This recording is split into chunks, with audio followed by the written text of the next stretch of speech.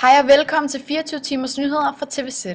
Venstres tidligere beskæftigelsesminister Claus Hjort Frederiksen afviser at kalde en timeløn på 40 kroner på dansk jord for social dumping. Han bliver modsagt af 2 forskere, og beskæftigelsesminister Mette Frederiksen skælder ud. Udenlandsk arbejdskraft, som får 40 kroner i timen, er social dumping.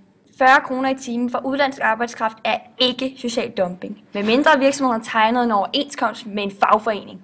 40 kroner i timen på voksenområdet er så langt fra danske overenskomster, at det selvfølgelig er social dumping. Det er undergravet for det danske arbejdsmarked, at der er lønninger på det niveau. Og det er dybt problematisk, at der er politikere, som ikke tager afstand for det. Det her demonstrerer, hvor stor forskel der er på Socialdemokratiet og Venstre. Jamen voksen arbejdskraft, der kan man jo aftale den løn, man nu engang kan blive enige om. Så er både arbejdsgiver og lønmodtagere kampmidler til at sikre, at der bliver tegnet en overenskomst for den pågældende virksomhed eller aktivitet. Man vil jo ikke have, at det offentlige blander sig. Der er tilsyneladende bred uenighed på tværs af blå og rød blok om, hvordan vi skal definere social dumping.